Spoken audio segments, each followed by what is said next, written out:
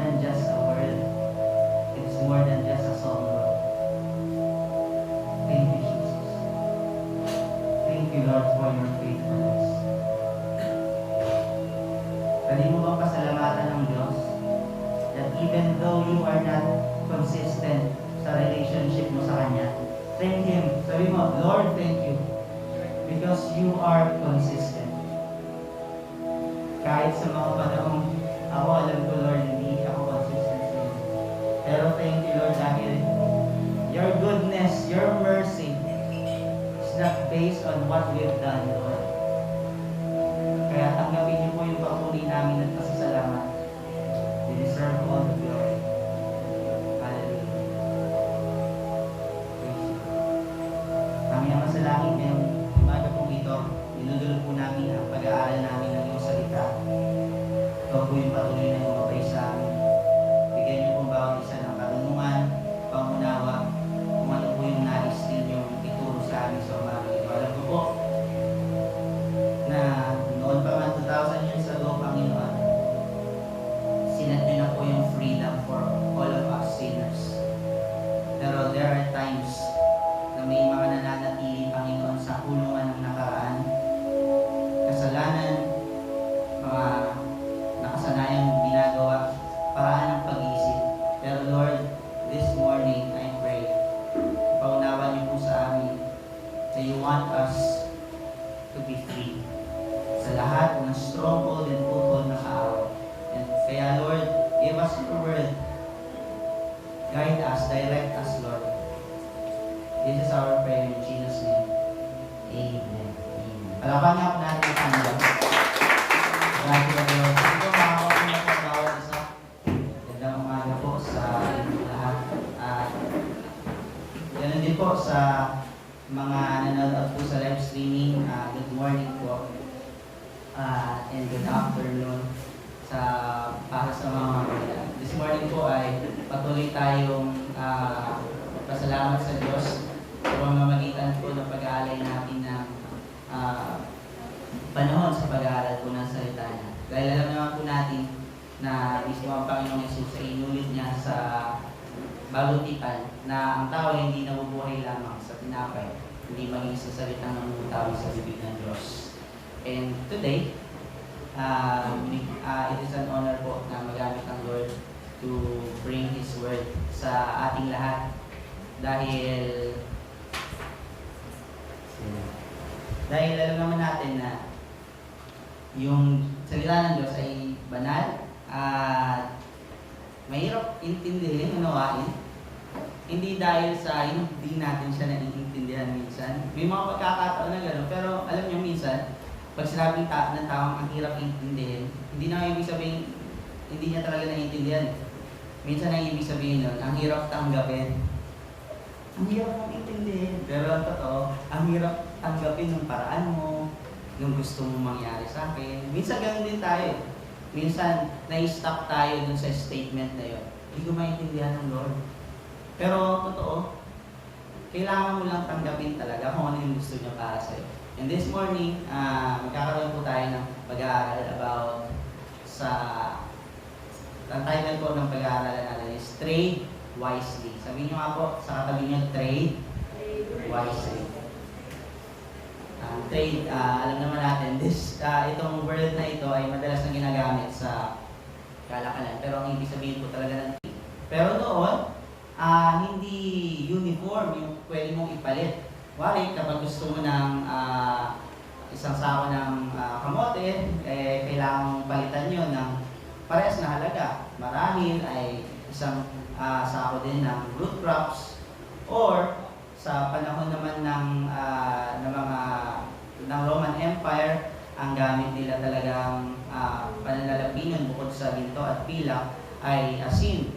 Dahil isa yun sa mga ibinibigay na sweldo that time, yung ancient time. Kasi yung asin sobrang halaga sa loob ng tahanan. Pwede pang luto, pwede pang preserve. Pag may asin ka, parang may Samsung na red that time. Kaya kaya mo preserve ng mga karne. Pero ang gusto ko lang pong i-establish this morning, sa buhay pong ito, mahalagang maintindihan natin na trading is still happening, hindi lang sa material na bagay, kundi sa bawat oras ng buhay natin. Para po sa kaalaman ng bawat isa, sa mundong ito, mahalagang maintindihan natin na kapag gusto mong makuha isang bagay, meron kang dapat ibigay na kapalit. Amen. Kung gusto mong mag-top sa klase ninyo, you need to study hard. You need to work out your brain. Kailangan mong pagsikapan talaga. Yung iba, para maabot nila yung top sa klase nila, kailangan nila magpuyat, kailangan nila mag-invest ng mga gamit para for their research. Marami. Kapalit nun. Minsan, ang nakakalungkot, para makuha natin yung isang achievement sa mundong ito, minsan kailangan natin ipalit yung kalusugan natin. Agree ba kayo doon? Totoo yun, for you to earn, sabihin natin money in this world, sometimes you need to trade your health. Sangayon ba kayo doon? Na, oo, kumita ka nga ng malaki, pero alam mo na may tinamaan sa katawan mo. In the long run, alam mo, oo nga, dito nga buhay ko, pero ito naman, meron kapalit. O sabihin natin, hindi physical health mo. Sabihin natin, for you to have your dreams, for you to gain your dreams sa mundong ito, minsan you need to trade your time with your family. Para mabigay yung gusto nila, kailangan umalis ka sa kanila para kumita ka o para ma-sustain yung needs nila. Kaya nga, yung trade system ay patuloy pa rin nangyayari sa pagkakataon po ito. Mabuting aspeto man o hindi. Physical man, material man, o spiritual. Kaya nga po tayo na pag-aaralan natin, trade wisely. Tingin mo, wise ba na ipinagpapalit mo yung bagay na yan para sa bagay na yun? Mga kapatid, ito yung katotohanan. You cannot have it all. Hindi mo pwedeng makuha ang lahat talaga sa mundong ito. Na lahat nasa iyo na. Hindi. For you to get something, you need to trade something from yourself. Because there is a truth. If you want to have something, or if you want to be something in this world, prepare yourself, because surely there will be a trade that needs to happen. Even in ministry. Gusto mong mapagsilbihan ng maayos yung mga kapatiran, you need to work out your salvation even more. Kami po mga naglilingkod sa Diyos, paano namin kayo matuturuan na talagang ng mga bagay na talagang makakain nyo na wala to sa bahay ang sarap naman ng pagkain to. Anong kailangan namin gawin? We need to study. We need to learn how to connect. We need to learn kung sino yung mga kausap namin. Pero, anong kapalit nun? Sometimes we need to sleep late. Minsan kailangan namin, alam niyo yun, hindi pagpahingahin yung isip namin buong linggo para sa araw lang na ito. Merong trade. At alam kong ganun din po nangyayari sa inyo. Sa trabaho, sa tahanan, o sa eskwelahan. Yes, trade o salitang sa Tagalog ay palitan. Madalas itong ginagamit sa konteksto ng kalakalan, gaya po ng sinabi ko kanina. Pero mahalaga maintindihan na ito ay nagaganap din madalas sa buhay ng tao at sa bawat isa sa atin. So in life, we really need to learn what are the most valuable things so that we can prioritize them and take care of them. Sabi mo sa katabi mo, dapat malaman mo kung ano talaga yung mahalaga sa buhay mo. Bakit po? Kasi mapupunta ka sa sitwasyon na you need to trade something to get something.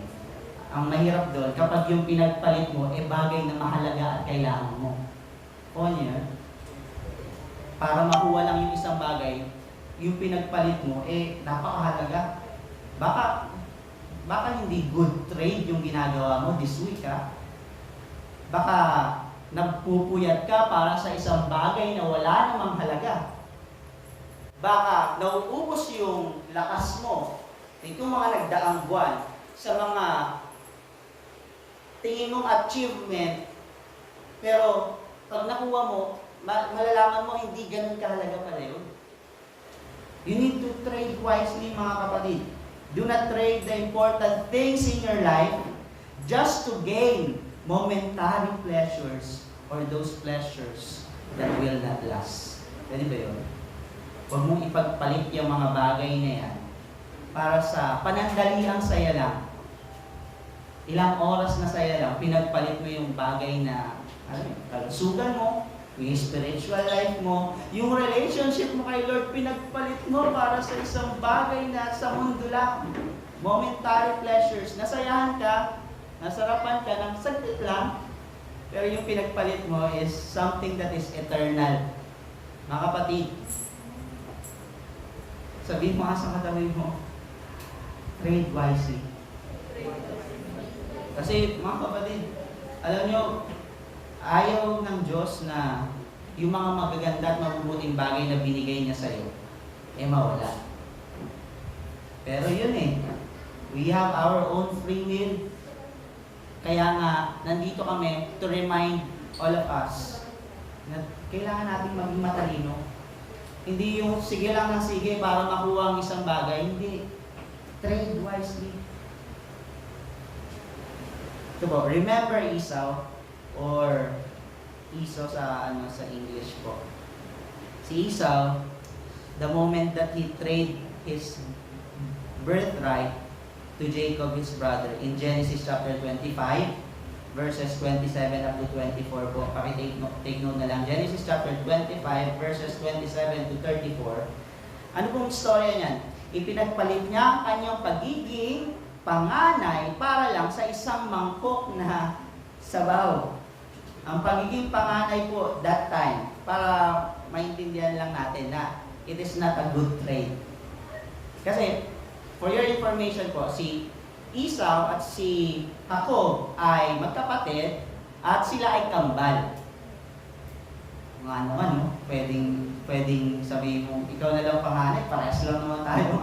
Ang naging basehan lang ng pagiging panganay sa kanila is yung naunang lumabas si Esau. Kaya ako, ikaw ang panganay. Pero, nung lumaki na sila, ito yung scenario sa Genesis chapter 25. Magaling na mangangaso si Esau. At si Esau po ay galing sa pangangaso. At alam naman natin, pagod yun. At si Jacob, siya yung taong laging nasa tolda lang. Laging nasa bahay lang, laging nasa kwarto lang, parang gano'n. Pero, si Jacob, hindi rin naman natin katulad minsan si Jacob. Kasi si Jacob, hindi lang siya basta nasa bahay. Si Jacob, gumagawa ng mga gawaing bahay, nagluluto siya.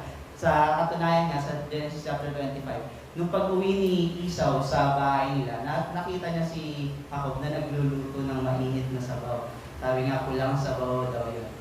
At naamin niya ng bango. Tapos alam niyo, pagod. At sabi niya, bigyan mo ako ng niluluto mong sabaw. To make the long story short, si Jacob ay nag-offer ng deal kay Esau na ibigay mo sa akin ang pagiging panganay, bibigyan kita nito niluluto ko. In short, yung si Esau, siyempre nandun na siya sa moment of truth na, gutom ba? Pagpapalit ko ba yung gutom ko o yung panganay ko? Siyempre matalino siya, di ba? Panganay. Aanin nga ba naman niya ang panganay? Ang dahilan niya po, aanin ko ang pagiging panganay kung mamamatay naman ako sa gutom. Wow! Sino dito yung nadaya na ng sikmura? Nakapag-desisyon ng mali dahil sa sikmura ninyo, dahil sa gutom. Sino dito yung may nasigawan, inaway dahil sa gutom? Sino dito yung may mga nasirang relasyon dahil lang sa gutom? Dahil lang sa gutom. Huwag niyong inaano yung gutom Kasi may mga taong handang pumatay dahil sa gutom. May mga taong handang magnakaw dahil sa gutom. Ito po yun. At si Esau, nandun siya sa sitwasyong yun. Alam niya naman na ang pagiging panganay po that ancient time, lalo na sa Israel, ay napakahalaga. Bakit? Kasi po, ang pagiging panganay ay pagkakaroon ng pabor na ikaw yung magiging tagapagmana ng iyong mga magulang. At yung isa pa sa pinakamahalaga that time ang mga panganay, yung nakakatanggap ng tinatawag na blessing from God na binibigay sa kanila through the prayer of their father. Yung prayer po na yun ay isang panalangin. Talagang pag nagsalita yung ama sa anak nila, pinapakinggan ng Diyos. Kaya kung anong sasabihin ng ama sa iyo, ng ama mo sa iyo that time, talagang pagpapalain ka. Kung ano, pag-pray mo na, Lord, I pray na this person ay i-bless nyo sa kanyang 1,000 generation. Tutubuhin nyo ni Lord. Pero, mga kapatid, maintindihan natin na si Esau, alam niya yun eh. Pero, pinagpalit na yun para sa isang walang pumangkok na sabaw. Pero, generous naman si Jacob eh. Ang pangako niya is sabaw lang. Pero pag binasa niyo yung buong chapter, sinamahan niya ng tinapay. Good trade. May tinapay na kasama, pwede mong isaw-saw dun sa mapulang sabaw. Pero, mga kapatid, pinagpalit niya ang isang napaka-importanting bagay dahil sa nakakaramdam siya ng gutom sa tagpong iyon. Kaya, mga kapatid, this leads us to our first point for our topic, trade wisely. Point number 1. Paano ba talaga makapag-trade ng maayos at ng matalino? Number 1, do not trade based on feelings. Or do not trade based on your feelings. Huwag mong tularan si Esau. Sa halip ay ingatan mo ang mga importanteng bagay sa buhay mo sa pamamagitan ng hindi pagdedesisyon sa ilalim ng impluensya ng iyong emosyon o ng anumang nararamdaman mo. Sabi nga po sa scripture, sa Proverbs chapter 29 verse 11, Kawikaan 29:11, sabi po dito, ang taong hangal ay hindi makapagpigil sa kanyang galit, ngunit ang taong marunong ay nakapagpipigil ng kanyang sarili. Kapag ang isang tao daw ay galit, hindi niya mapigilan yung kanyang sarili. Pero, applicable daw ito para sa mga taong hangal. Sa English version, for those who are full. Mga sa ibang salin, mang iba, hindi kontrolado yung isip, may sira ang ulo. Pero, mga kapatid, sabi nito, ang taong hangal daw ay hindi nakakapagpigil ng kanyang galit, or in other words, ng kanyang emosyon.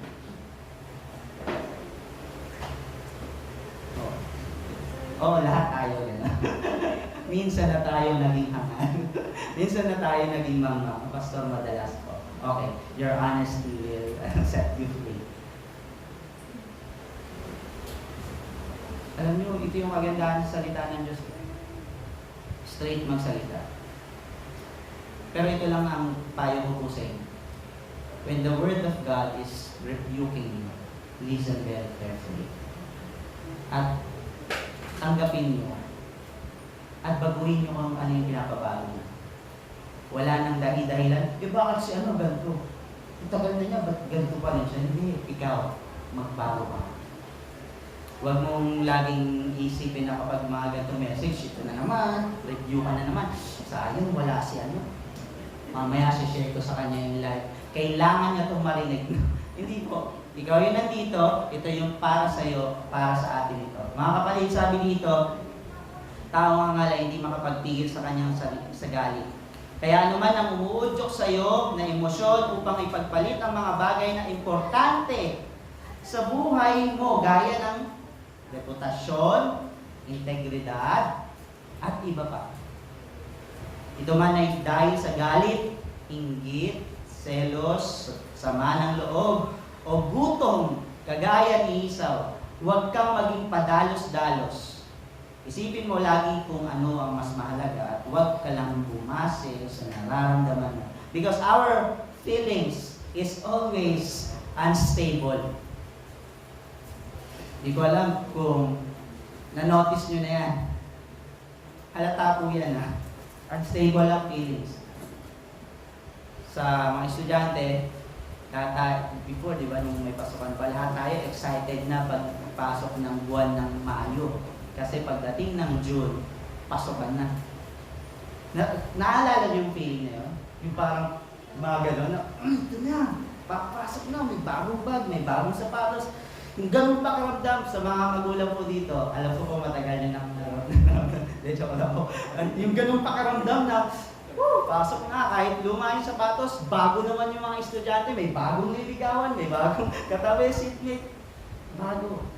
Yung ganun pakiramdam, yung minsan, karang kinikilig na di mo maintindihan, yung ganun pakiramdam, mga kapatid. Tuloy-tuloy ba yun? Hindi. Gano'ng katagal naglalas?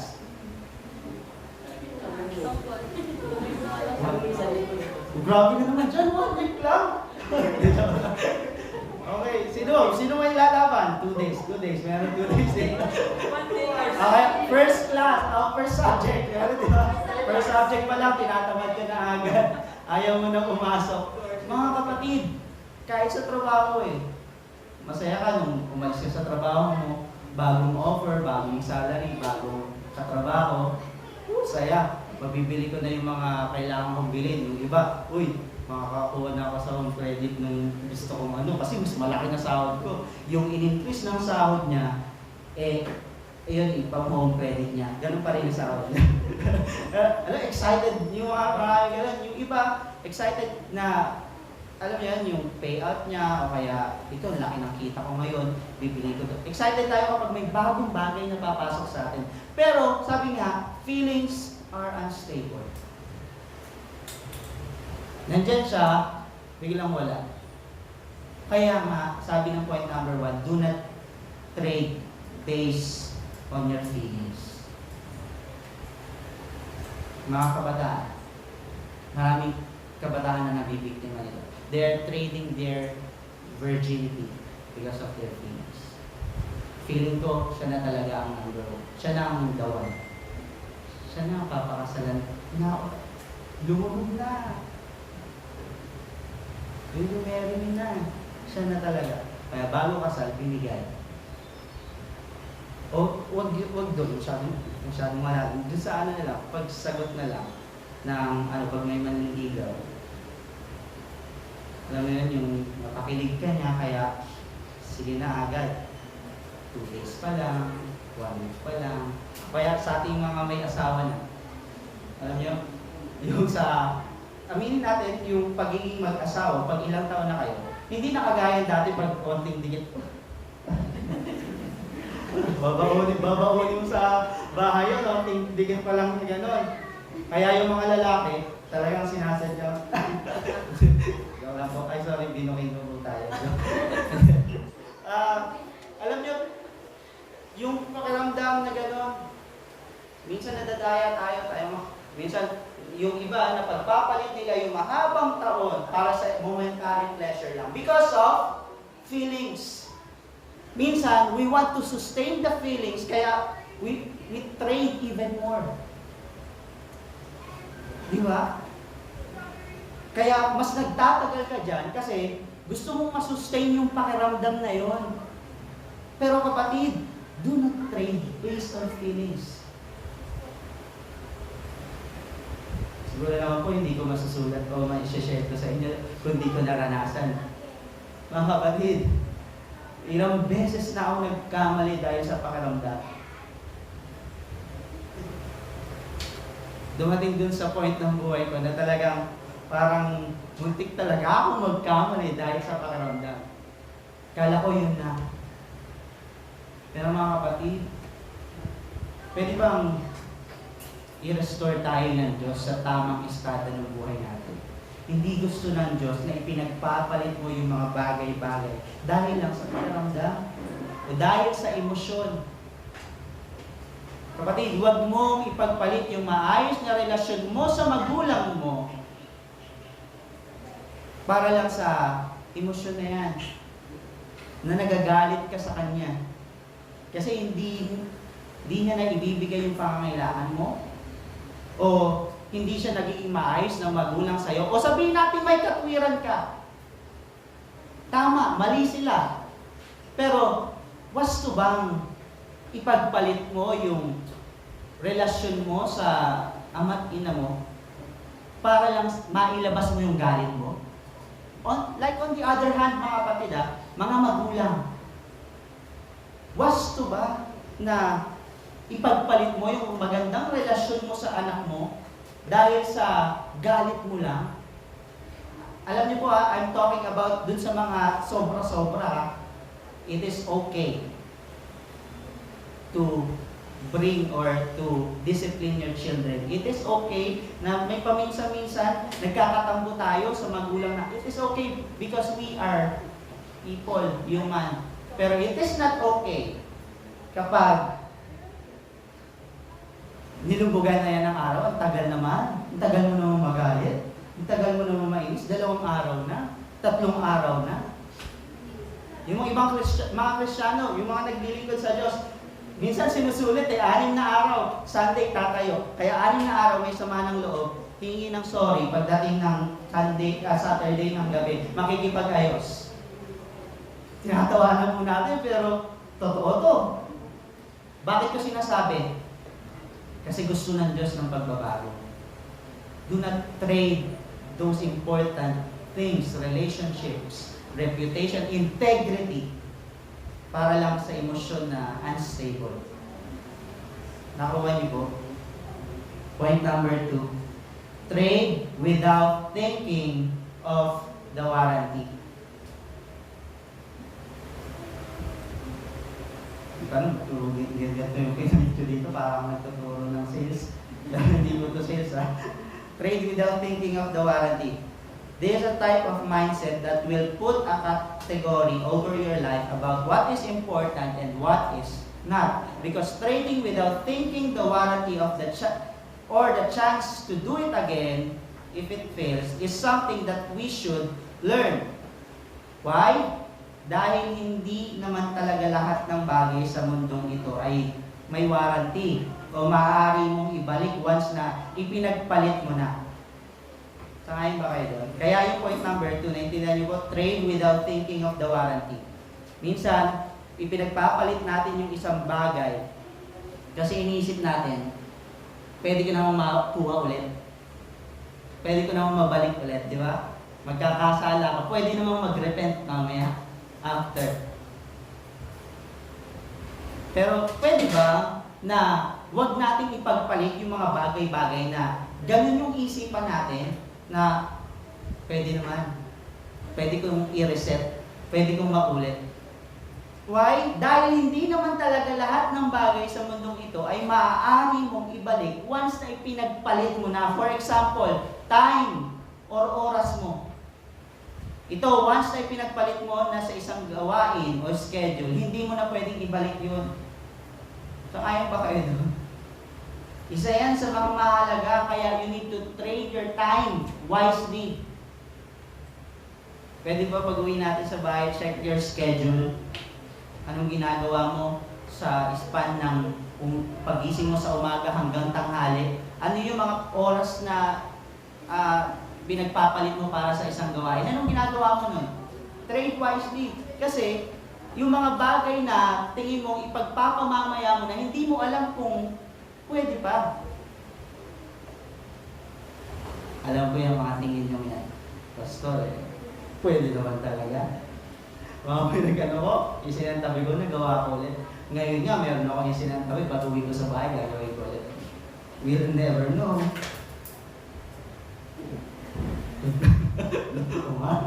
Yan na naman si Pastor. We'll never know, mga kapatid.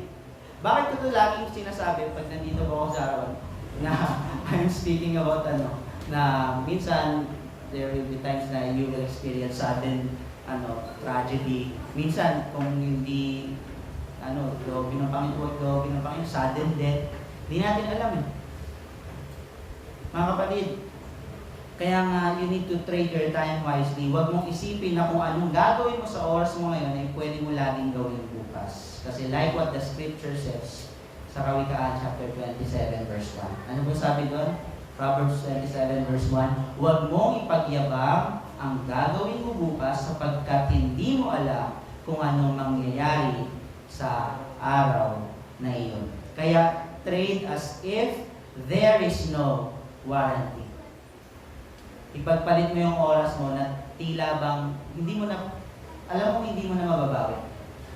Alam mo yun na yun. Final decision. Kaya nga, may mga likod ng Diyos na nag-a-advise, even in relationships, na pagpapasok kaya, kailangan You need to understand. You need to trade wisely. Kaya trade as if there is no warranty. Use your time and life that is more important to what is more important and sensible. Stop using your time by achieving and earning a lot of material possessions here on earth, while on the other hand, you are losing your relationships to your loved ones. Sabihin natin kahit hindi oras. Kung sabihin natin sa pera, mga kapatid, hindi porket kaya mong kitain ng pera na yan, pagpapalit mo lagi yan sa mga bagay na, alam mo, hindi, sometimes you need to think wisely. Kasi minsan, di natin alam kung anong pwedeng mangyari. Kaya, it is important na maintindihan natin na hindi tayo basta-basta dapat nakikipag-trade or anything else. This morning, kailangan po natin tandaan, yung sinabi ko kanina yung introduction, you cannot have it all. Huwag tayong maging sakit na kaya ibinibigay natin ng lahat para kasi gusto natin makuha yung isang bagay na yan. Amen. Pero sinasabi ko sa iyo, kapag pinursu mo yung isang bagay talaga na mataas, maraming hihinging kapalit yan. Now, ano yung willing kang ibigay? Sana wag mo namang ibigay yung salvation ni Lord, Sana wag mo namang ibigay yung relationship mo kay Lord. Alam mo yun, yung para ma-achieve lang yung isang bagay, alam mo yung kinalimutan mo na mag-devotion, kinalimutan mo ng manalangin, kinalimutan mo ng umattend ng service. Ngayon, kahit meron ng online service, alam mo, nag-notify, hindi mo nakakalimutan. Pero di mo pinapansin. Mga kapatid, sana po, maintindihan natin yung sinasabi ng Panginoon kasi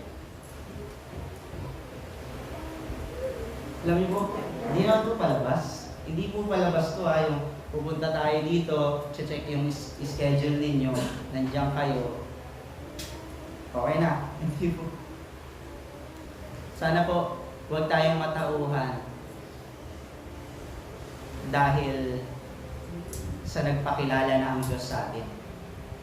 Sana matauhan tayo kasi kinilala natin ang Panginoon. Isa yan sa mga devotion na pag-aralan namin ng mga youth every morning. Yung bansang Israel or yung iba ring bansa at that time, kasama yung Babylonia. Alam niyo merong gagawin ng Panginoon na matindi na magpapadala siya ng salot, magpapadala siya ng tagutom, at sasabihin ng propeta, at makikilala nila ang Panginoon. Iba po kasi yung kinilala mo ang Panginoon, iba rin yung nagpakilala sa iyo ang Panginoon. For example lang po, isa sa mga taong pinakilala ng Panginoong Hesus sa New Testament. Sino? Si Apostol Pablo. Acts chapter 9. Ano nangyari kay Apostle Paul? Nagpakilala si Jesus sa kanya. Ako yung inuusig mo. Ano? 3 days siyang nabulag. Ayaw niyo po bang kilalanin? Mga kapatid, nakita niyo yung benepisyo ng pagkilala sa Diyos? Yung wala pang pagsubok, wala pang problema, lumalapit ka na sa Diyos. Na, hindi, gusto ko yung katulad ng iba, yung may testimony. Yung bago lumapit sa Diyos, yung parang paglapit ko sa Diyos, yun na yun. Kasi may himala akong natanggap sa Diyos Nung may sakit ako, wala ako sa Panginoon, pinagaling niya ako, himala. May cancer po ako noon. Praise God! Ngayon, alam ko, hindi na ako aalis sa Panginoon. Ops. Ang Panginoong Yesus, alam nyo, karamihan ng taong sumusunod sa Kanya, sumunod dahil nakita yung dalawang pirasong isa't limang tinapay na dumami. Nakita nila na gumaling yung may mga ketong. Nakita nilang gumaling yung mga bulag, mga lumpo. Nakita nila yun. Pero bakit sa Book of Acts, yung ilang libong yun na pinakain niya, sa Book of Acts, 100 plus na lang yung natira dun sa rooftop at nag-aantay sa banal na spirito. Bakit? Kasi miracles will not make you stay. even great testimonies. Kahit galing ka pa sa pinakamadilim na buhay, nakatanggap ka ng bagong buhay sa Panginoon, hindi yan yung magpapanatili sa'yo. Experiences? No. Pastor, ano? Ang Diyos. Ang Diyos. Okay. Hindi na yun? Oo. Kaya nga, tinuruan na tayo manalangin, di ba? Pray for your daily bread. Oo, pwede natin kabisaduhin yung mga verses sa Bible, pero it doesn't mean na pagkabisado mong lahat yan, masusustain ka na yan. Mga kapatid, ang daming may alam sa Biblia, pero bumagsak sa pagkakasala. Ang daming may alam sa Biblia, pero lumayo sa Panginoon. Alam, paulit-ulit na tinuturo din dito, sinasabi na mga Israelita, kabisado nila ang scriptures. Pero mga Kristiyano ngayon, anong ginagawa? Sinusundan yung yapak ng mga Israelita. Lahat ng pagsisikhay para mapabuti yung sarili. Pagbutihin mo yung relasyon mo sa Diyos. Yun nga, Pastor, nandun yun. Panalangin, nandun yung devotion, nandun yung... Oo nga. Don't go direct. Huwag kang direkta pupunta. No, do it for the Lord. Do it because of the Lord. Do it in the Lord. Nakakuha niyo po ba yung gusto kong sabihin? Kaya minsan napapagod tayo kasi tingin natin ang Kristiyano is about do's and don'ts. Pag pumasok ka sa Christianity, dapat malinaw sa'yo ang boundary mo. Hindi ko. Dapat malinaw sa'yo kung anong sasabihin ng Diyos sa'yo sa bawat oras. Kaya nga, ginawa kang templo na ng Diyos eh. Kasi before, yung mga Israelita, kailangan pang pumunta sa templo para makita at maranasan yung presensya ng Diyos. At nakita ng Diyos, it is not working. Anong kailangan? Yung templo, gibain. Ikaw maging templo. Diyan na ako bago ka. Diyan na ako mananahan. Para pag kailangan mo ng tulong, pag meron kang tanong na hindi masagot, kapag nandun ka sa tukso at nandyan na, yes or no na lang, hindi mo na kailangan tumarap sa specific direction at manalangin sa templo, hindi. You just need to realize that the Holy Spirit is in you. Amen po? Amen po? Tas Miguel? Amen. Ay, pakipindot nga, naka-silent mode data. Say amen po? Amen. Uy, may mga naka-vibrate ko. Kapatid. Yung pa. Mga kapatid, pag may nagtuturo dito, pag may nagsabing amen, amen kayo ha. Papanood tayo. Baka may sasalita sa hangin. May kasama po kami dito mga kapatid. Nandiyan po sila. Mga kapatid, bahala natin maintindihan yan. You can have it all. Pangatlo po, do not trade eternal things for momentary pleasures. Napaulit-ulit ka na rin sinasabi kanina. Point number 3. Do not trade eternal things for momentary pleasures. Sabi po sa Philippians chapter 3, verse 7 up to 9, but whatever were gains to me, I now consider loss for the sake of Christ. What is more, I consider everything a loss because of the surpassing worth of knowing Christ, Jesus my Lord, for whose sake I have lost all things. Si Paul po ito consider niya sa ibang version, I considered all garbage for the sake of knowing Christ. Ganda po, no? I consider them garbage that I may gain Christ and be found in Him, not having a righteousness of my own that comes from the law, but that which is through faith in Christ, the righteousness that comes from God on the basis of faith. Philippians chapter 3, verse 7 up to 9. Do not trade eternal things for momentary pleasures. Alam niyo po, hindi namin kayo tinatawagan na mag-full-time kayong lahat na maglingkod sa Diyos. pero maintindihan niyo lang po na yung panawagan ninyo at tungtungan ninyo. Kasi hindi naman lahat po tayo tinawag ng magsalita dito sa harapan. Kaya ng message ko mo kailan, uniformity, unity, not uniformity. Hindi tayo tinawag upang maging uniform, magkakamukha, pare-parehas tayo ng kayang gawin. No. Tinawag tayo to be united. Kahit magkakaiba tayo ng kayang gawin, nagtutulungan tayo para sa isang layunin. Amen. Kasi kung tayo pare-parehas na kayang gawin, isa lang yung problema na kaya natin solusyonan. Kung lahat tayo kaya mag-preach, ano kaya natin solusyonan? Magpakain ng tuba. Pero hindi natin kayang tumugtog, hindi natin kayang, alam niyo yun, yung makinig. Opo, kasi hindi lahat ng nagtuturo ay kayang makinig. Ako po, for me, may panahon before na ako nagtuturo pero hindi ko, alam niyo yun, pag nakikinig ako, iba na. Pero praise God, kasi yun ang dapat nating matutunan. Kahit nagtuturo tayo, kapag iba na yung nagturo, marunong kang makinig. Marunong kang gamitin yun sa ikababago ng iyong buhay. Mga kapatid, do not trade eternal things for momentary pleasures. Kaya yan sinasabi ni Paul dito. Panandali ang saya? Hindi. Anong gusto niya? Makilala ko ang Panginoon Jesus. Kasi, ang totoo po, if you are trading wisely, little by little, you will know Christ more. Mas nagpapakilala ang Diyos sa mga taong nag-iingat ng Kanyang salita. Tandaan niyo po yan. Gusto mo makilala ng gusto ang Panginoon? Ingatan mo yung salita. Ingatan po Iba yung sa alamin mo lang yung salita niya. Iba yung iniingatan mo. Yung mga nag-iingat sa salita niya, alam niyo po yun, nandyan yung salita niya sa puso, isip, pero mas evidence sa kamay. Ibig sabihin, mas evidence sa buhay. Amen.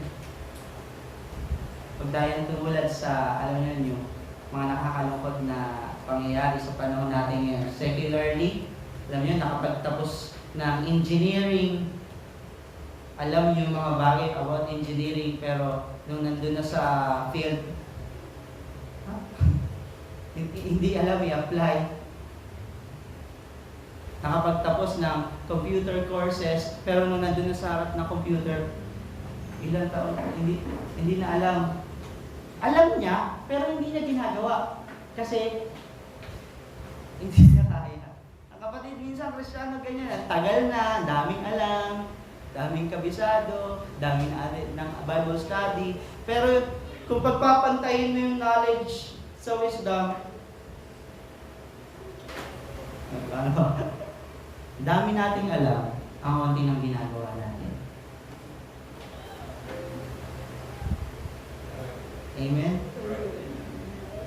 Mga kapatid, nasabi ko po ito kasi ganun din sa realidad ng buhay. Hindi ibig sabihin na kapag aral ka, asensado ka na. Hindi.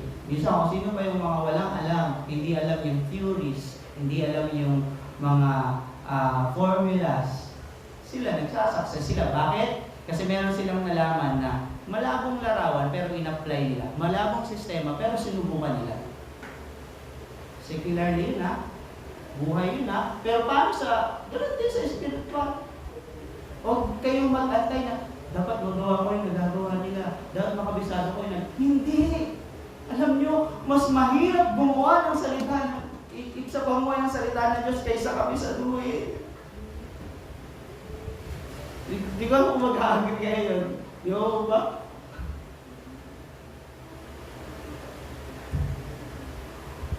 Alam na natin na, alam nyo yung mga verses about discipline, nabasa na natin yung about verses sa taming the tongue, alam na natin yung mga verses about helping the needy. Pero hindi natin nagagawa talaga kasi mahirap. Focus on that. Amen. Huwag mo ipagpalit yung mga bagay na momentary pleasures para hindi mo magawa yung mga eternal things. And lastly, mga kapatid, point number 4. Ito hindi na po talaga ito kasama. Pero gusto ko lang isama talaga. Understand the greatest trade of all time. Trade wisely. Paano ka makakapag-trade ng matalino? Understand the greatest trade of all time. At walang iba kundi yung ginawa ng Panginoong Hesus. Ano yan? 2 Corinthians 5:21, kailanman hindi nagkasala si Kristo, ngunit alang-alang sa atin, itinuring siyang makasalanan para sa pamamagitan niya ay maituring tayong matuwid ng Diyos. Intindihin mo yon. Para maintindihan mo kung paano maging wise sa pakikipag-trade. Kasi once na naintindihan mo na ang Panginoong Yesus, ipinagpalit niya yung buhay niya, yung katwiran niya sa'yo 2,000 years ago para kunin lahat ng kasalanan mo at dalhin sa krus ng Kalbaryo at ikamatay ngayon. Para sa perspective nating mga tao, parang verse 3 yun ah. Lugi. Sabi nga ng ano, lugi. Sabi ng mga taga-mundo, awit. Ano yung sabihin ng awit? Song. Lugi. Alam mo yun? Banal na Diyos, namuhay siya 33 years dito nang umiiwas sa kasalanan. Tapos pagdating sa krus ng Kalbaryo, bukod sa pinagbintangan pa siya nagka-blasphemy at alam niyo kalaban ng Diyos. Kinutya pa siya. Hindi lang ng tao spiritually, in spiritual realm, nakita at talagang totoong nangyari na ang Panginoong Yesus, yung katwiran niya ay binalot ng kasalanan natin. Kaya nga, tinalikuran siya ng Ama, Ama, bakit niyo ako pinabayaan? Bakit? Kasi, that time, He is a real sinner. Because of us. Nakipag-trade siya. Tapos yung Diyos Ama, tinignan niya tayo. Oo, tayo mga malalaswa ang isipan, tayo mga sinungaling, tayo mga duwag, tayo mga masasama ang tabas ng dila, tayo mga taong may maruruming kamay, tayo mga taong ginamit yung kasalanan natin sa mga bagay na walang kabuluhan. Ipinagpalit niya yon. Akin na yan. Tanggapin mo itong katwiran ko kasi darating ang araw ng paghahatol ng Diyos at kapag yan suot-suot mo, hindi tayo magkakasama habang buhay. Kaya, manampalataya ka sa akin and let's pray. Give me your sins. Surrender your sins and I will give you my righteousness. Understand the greatest trade of all time. Tawag nila doon, grace. Yung hindi natin deserve, pero binigay pa rin ng Diyos. Pwede ba yun? Intindihin niyo po yun. Kahit anong titulo mo. Tatay ka, nanay ka, anak ka. Alam mo yun, yung likod ka ng Diyos, ikaw ay employee or ikaw ay employer. Kahit sino ka pa. Ano man ang natapos mo, understand the greatest trade of all time. Para every time you trade sa pang-araw-araw mong buhay, ipagpapalit ko ba itong oras ko na to para makuha ang bagay na ito, pero mawala naman yung oras ko para sa mga taong ito. Mga kapatid, huwag tayong madaya dahil sa mundo kong ito, hindi lahat ng iisipin mo o pangarapin mo talagang maaabot mo. Hey, Pastor, yung iba naabot nila Kapatid, ang dami nilang sinuko. Dami nilang sinuko. Gusto kong maging kagaya niya, taas. Gusto kong maintindihan mo, ang dami niyang sinuko.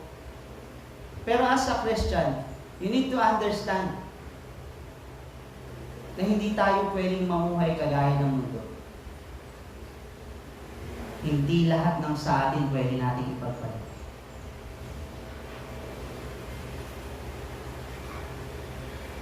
Gusto eh. Gusto ko magkagaya ng Pacquiao. Talagang yaman. Ang dami niyang sinubo, kapatid. At isinubo niya yon noong mga panahon wala pa siya kay Kristo. Eh si ano, ganito rin eh. Kapatid, kaya nga mahalagang maintindihan mo na yung buhay mo, hindi nakalinya sa buhay ng iba. You need to ask the Holy Spirit, your guide, your counselor, para malaman mo kung ano talaga buhay mo. Amen. Hindi masama na, alam mo, magkaroon ng inspirasyon ng mga tao. Pero love, love, kung ano yung disenyo ng Diyos sa iyo. Amen. Hindi ko maalam, pastor, yun nga eh. Ang pagmamahal naman hindi ginagawa sa mga bagay na madali, di ba? Mahalin mo kahit hindi mo pa alam. Kahit ang labo pa ng disenyo ng Diyos sa buhay mo, mahalin mo. Mahalin mo yung purpose niya sa buhay mo. Hindi, pastor, gusto ko ganito yung purpose ko, kagaya niya, ginagawa niya ganito. Hindi. Mahalin mo yung will of God para sa iyo. Amen. Do not understand the greatest trade of all time. Pwede po bang lahat tayo ay tumayo? Sabi sa 2 Corinthians 5:15, sabi diyan, namatay siya para sa lahat, para ang lahat ng nabubuhay ngayon ay hindi na mabuhay para sa sarili, hindi para sa Kanya na namatay at nabuhay para sa kanila. Mga kapatid, kanina binanggit ko yung 2 Corinthians 5:21. At alam niyo po, ay yung trade na ginawa ni Jesus sa atin. Pero alam niyo, hinahamon din tayo in the same chapter, 2 Corinthians 5:15, namatay siya para sa lahat, para ang lahat ng nabubuhay ngayon ay hindi na mamumuhay para sa sarili. Ayun yung trade na gusto ng Diyos sa iyo ngayon. Namatay ako para sa iyo. Ikaw, kaya mo ba mabuhay para sa akin? Kaya mo ba mabuhay para sa akin? Pwede ba tayong lumagpas dun sa normal na alam natin na kapag, alam mo yung minsan, pag inisip natin ang Kristiyano talagang okay, yung pagkatulad ka na ni Pablo o ni Pedro, pag yung anino mo, dinadaanan yung may mga sakit, gumagaling yung Kristiyano. Minsan nakafocus tayo sa power and anointing. Pero alam nyo, may mga talagang Kristiyanong matapat na sumusunod sa Diyos na nakaupo lang dyan sa sulok, nakikinig, walang masyadong achievements, pero tapat sa Diyos. Alam mo, hindi ko yung nakikita, pero nakikita yun ng Diyos. Pwedeng hindi ka namin mapapurihan, o babigyan ng compliment ng praise God sa buhay mo dahil tapat ka kahit wala ka sa Diyos, kahit wala ka sa simbahan, kahit alam mo na ang Diyos lang ang nakakakita sa iyo. Hindi namin yung makikita, hindi ka namin makakompliment doon, pero tiyak na nakikita ka ng Diyos. This morning, pwede ba nating damahin at intindihin yung last point? Understand the greatest trade of all time. Para yung mga pinag-usapan natin kanina, how to trade wisely, magagawa mo yun ng gusto. Hindi mo na ipagpapalit yung yung oras mo para sa mga walang kwentang bagay. Tapos isang tabi kung ano yung mahalaga. Hindi mo na ipagpapalit yung mga relasyon na pinagkatiwala sa iyo ng Diyos para sa mga emosyon na panandalian lamang. Mamaya wala. Mga kapatid, this morning, understand the greatest trade of all time. Napakabuti ng Diyos. Napakatapat niya. Pwede ba nating kantahin ito, yung faithful? Ay sa mahinang tinig lang. Habang nagme-meditate po kayong lahat, hayaan yung piling tayo ng worship leader natin kanina. Malbanay na tinig ka. Intindihin mo ngayon. Alam ko na intindihan mo, pero what I mean is tama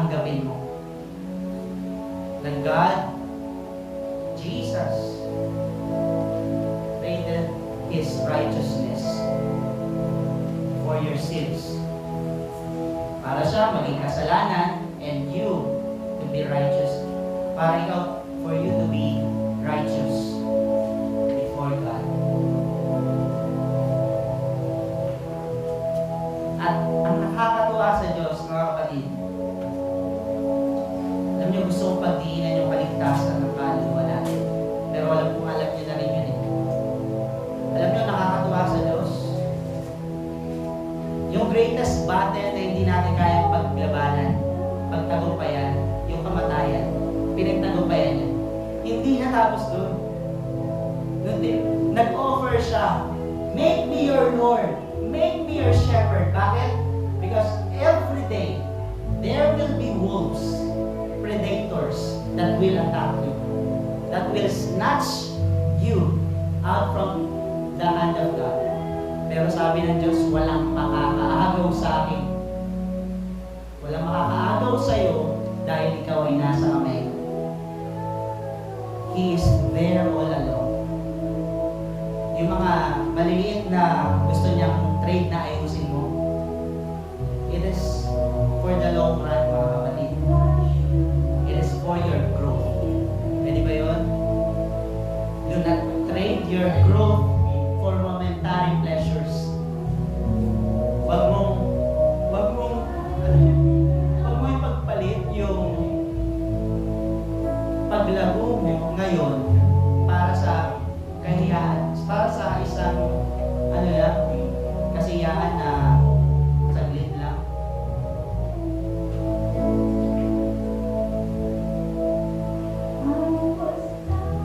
Pwede ba natin namnamin yan?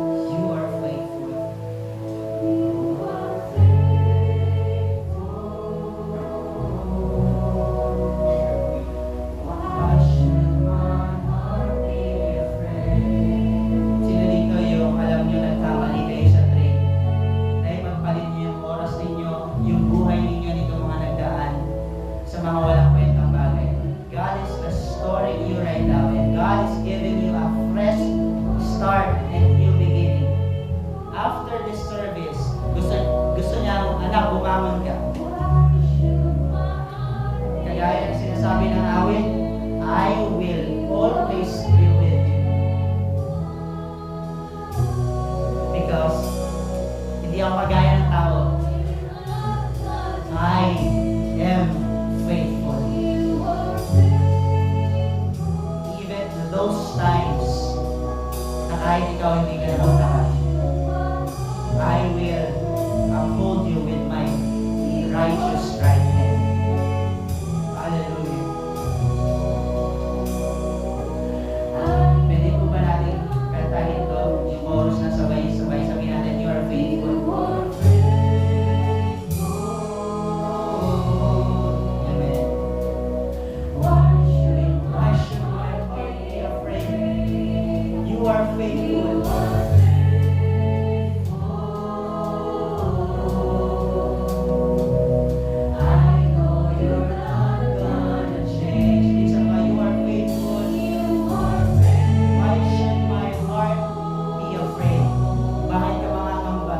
You are serving a God who is faithful. You are faithful.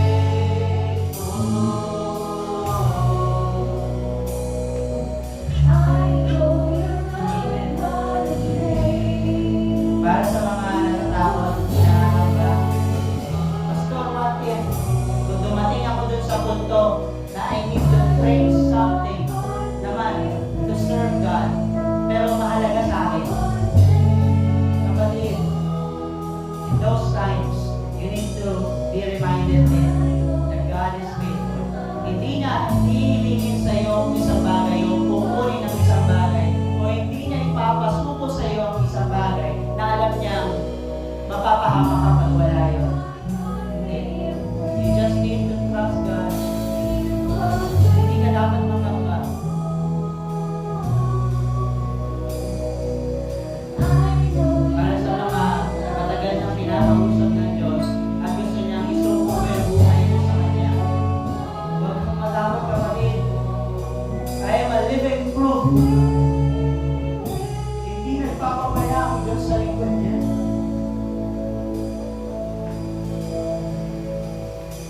siya nagpapabaya. Napakabuti ng Panginoon. Napakabuti ng Diyos.